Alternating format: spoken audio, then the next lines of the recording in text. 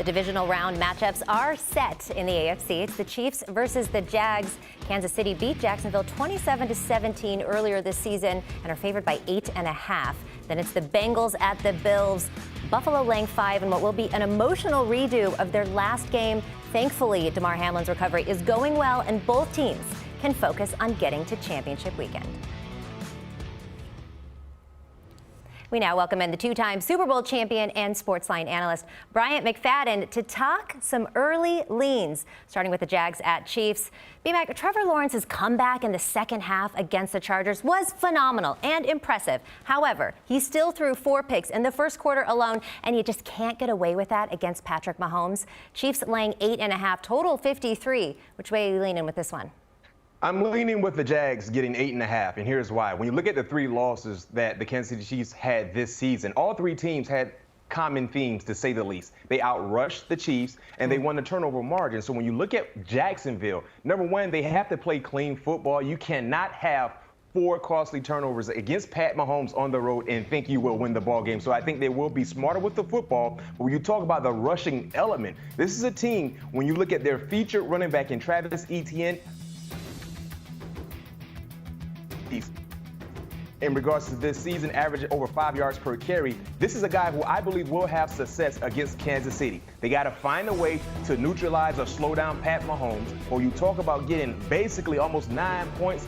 I like the Jacksonville Jaguars in this spot because when you look at what they had to overcome last week, there's no pressure on this ball club. There's no pressure at all. They should be extremely relaxed. They should find a way to slow things down with the Chiefs offensively. But like I said, the most important thing in regards to the Jacksonville Jaguars covering this spread, number one, win the turnover battle and run the football. If you can run the football effectively against the Chiefs, you will have success. And then when you transition to the betting trend, Katie, get this. I understand Pat Mahomes has been outstanding, right? Prolific, probably will win the MVP. The same can be said for this team in production-wise. But the Chiefs are 1-7-1 ATS in their last 9 home games. They don't cover when they've been at home. And when you factor in playing against a team with a winning record, 0-4 ATS.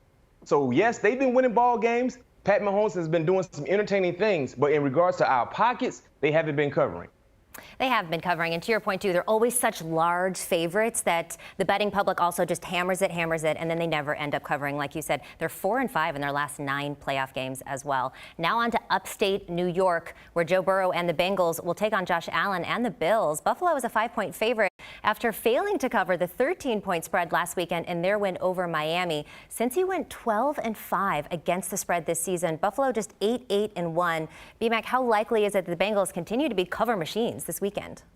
I really believe they can. Now, granted, I have my concerns in regards to the offensive line play with all the injuries. But get this, if you have an opportunity to know what you're dealing with going into a ball game, there could be success. Now, when you have injuries happen in the flow of a ball game, it's kind of hard to expect the same production because the guys that come in to fill in for the starters, they didn't get the number 1 reps with the first team unit. So I think understanding and knowing this situation with the offensive line, we will see more productive play coming from the guys in front of Joe Burrow. So if they can protect Joe Burrow is going to do numbers. You're playing against a Buffalo Bills defense that they don't rush the passer like the Baltimore Ravens can do. We saw issues against the Miami Dolphins with Skylar Johnson. So when you factor in Joe Burrow just getting enough protection to be able to do what he's been called to do, I like Cincinnati in this spot. And when you transition to the betting trends or the lack thereof for the Buffalo Bills, they're 1-5 ATS versus a team with a winning record. They have been struggling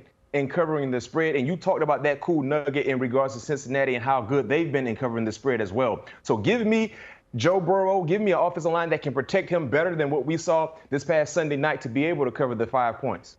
Hard to bet against Joe Cool right now. Let's get another look at those picks. B-Mac is all over the underdogs in the AFC. He's taken the points with both the Jags and the Bengals in their respective matchups.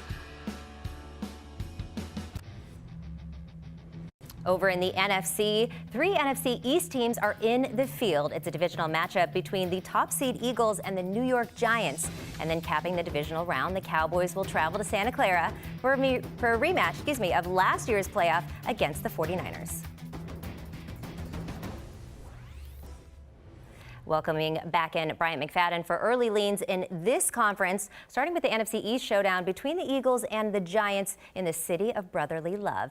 Philly laying just over a touchdown, total at 48. So far, the public is all over the G-men to keep this close, 77% of the money. However, the over is generating the most buzz with 80% of tickets. B-Mac, how do you see it? I'm staying away from what the public is doing, Katie. Give me Philadelphia. Give me Philadelphia. Granted, a real good feel-good story for the New York Giants. I really like what they've been able to do and accomplish so far this season, but they're going into a different situation compared to what they had last week. Philly, they're the ultimate complete team. Let's just highlight the defense. Right? Minnesota's defense, we know they've been watered down. They've been inconsistent, below average, and it showed against the Giants, and Daniel Jones had a career-like day. This defense from Philly, they're one of the best in the National Football League. Number 2 in total defense. Number 1 in sacks. They had 70 sacks in the regular season. 70. Think about that number and how good and consistent they've been. So Daniel Jones won't give us the numbers he gave against Minnesota, against this defense. That won't happen. Then when you transition to Jalen Hurts, he participated in practice today.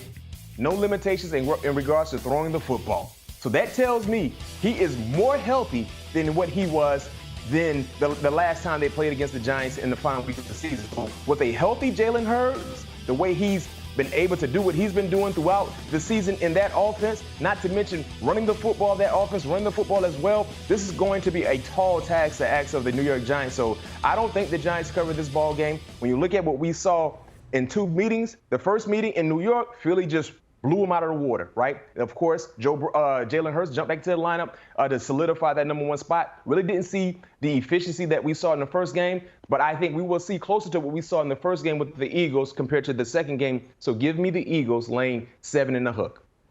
Going against the public here. It is hard to bet against a healthy Jalen Hurts. And like you said, 70 sacks. Ooh, Daniel Jones, you're going to be in for it this weekend. And now for the most important game of the weekend. The Cowboys and Niners at Levi Stadium. Dak Prescott coming off a very impressive win over the Bucs. It was the first playoff road win for Dallas in 30 years. But they're up against a different beast in the 49ers. However, on both sides of the ball, really. SF laying 3.5. This is interesting because it was 4.5. It's already been bet down to 3.5. Total 46. Remember who you're talking to, but who you got?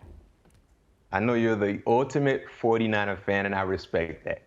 I'm not saying the 49ers will lose, Katie. Okay. But I'm taking the Cowboys to cover this spread, and here's why. When the Cowboys are just dialed in and focused, playing clean football, they're on the offensive side in regards to balance. And over the last few weeks, we've been seeing some holes surface a little bit within the 49ers defense. I think that will continue at least for parts of this ball game in regards to some of the holes we've seen. And then when you transition to Brock Purdy in the 49ers offense, this will be the best defense from top to bottom that Brock Purdy will face. When you look at what he's been going through, defenses that have really been stout, they haven't been consistent, and guess what? He's put up outstanding numbers. This is a different ball game. Now he's playing varsity. This is a varsity-like matchup, and I do believe at some point in time, we have yet to see that rookie-type vibe from the young quarterback in Brock Purdy, where you're like, oh my goodness, what are you doing? No, what are you doing? Everything has been bravo. In this particular matchup, knowing the lights are brighter than what they were last week, we might see some, oh no, Brock, what you doing? So I'm not saying the 49ers will lose this ball game, but all I'm saying is I like Dallas to cover the spread.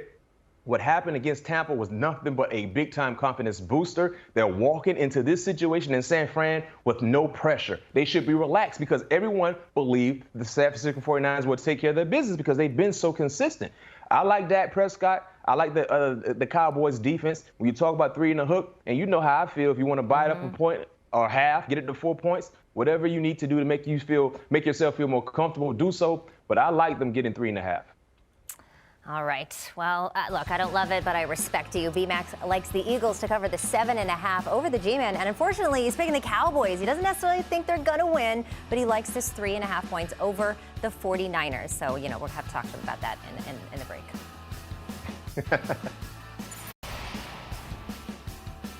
Now for a divisional round parlay. What have you cooked up for us, B-Mac? It's only right that I include all 4 ball games in my parlay.